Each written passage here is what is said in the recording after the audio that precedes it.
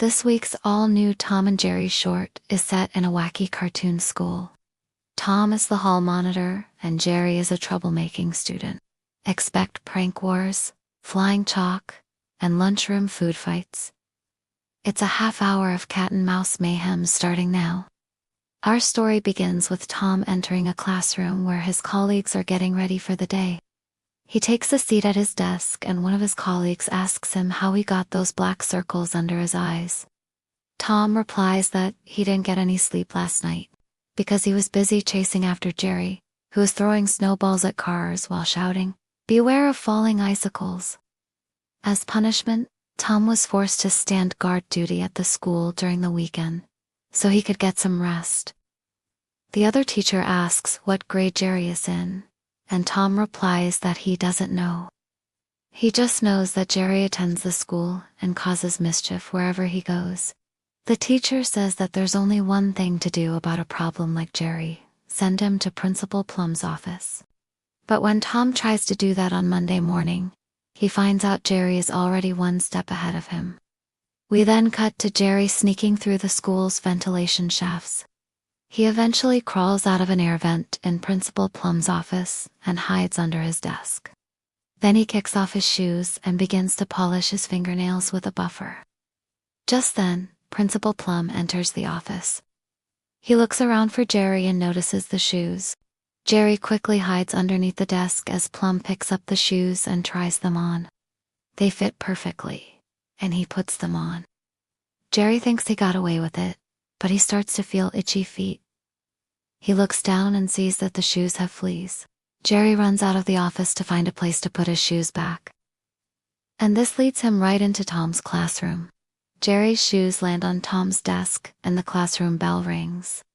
That's our cue for Tom to enter the classroom, discover the shoes and assume they belong to Jerry. Tom grabs the shoes and runs after Jerry, who has just taken a seat at his desk. But before Tom can get to Jerry, the shoes come to life and begin walking away from him. Tom gives chase, not realizing that they're leading him on a wild goose chase. Meanwhile, Jerry pulls a fire alarm and the entire school evacuates. Jerry then uses the distraction to sneak into the kitchen and help himself to some cookies. Just then, Tom bursts through the door and knocks Jerry off his stool.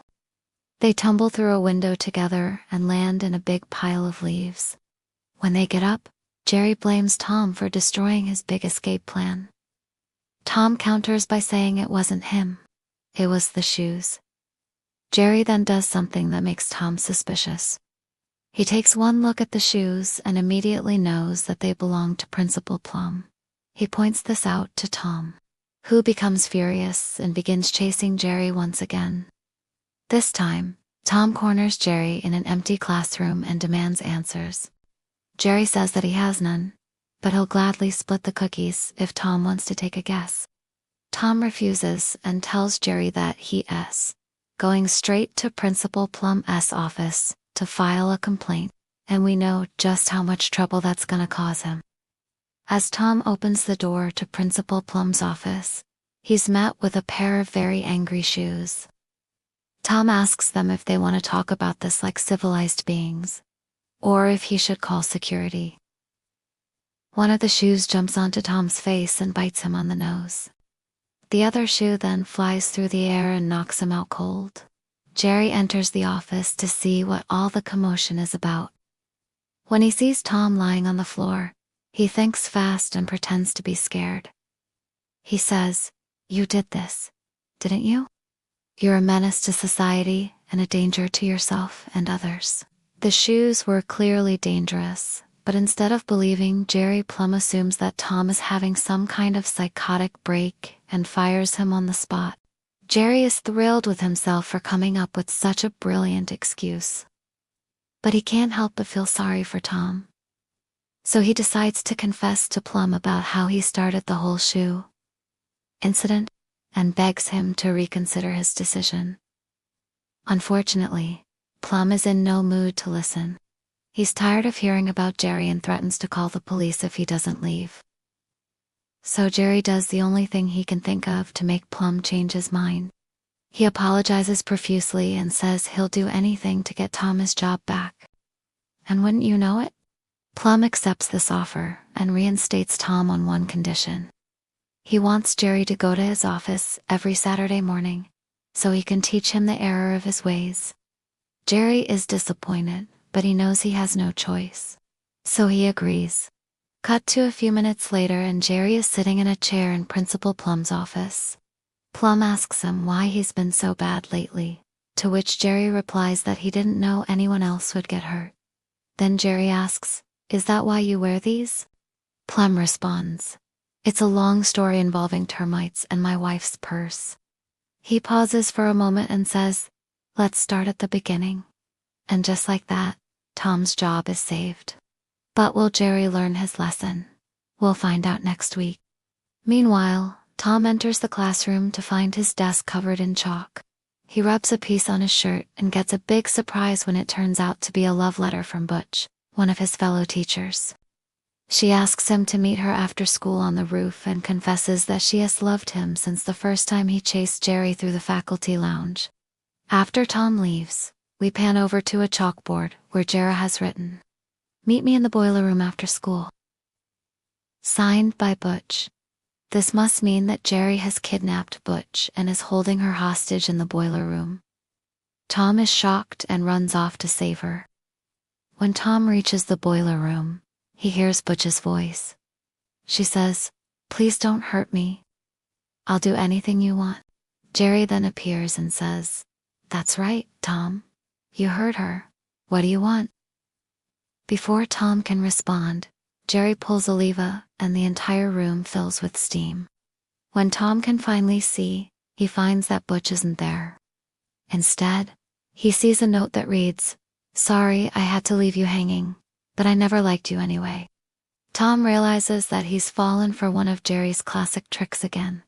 Jerry appears behind him and laughs in his face. But Tom is quick to retaliate. He pulls a lever of his own and the room is once again filled with steam.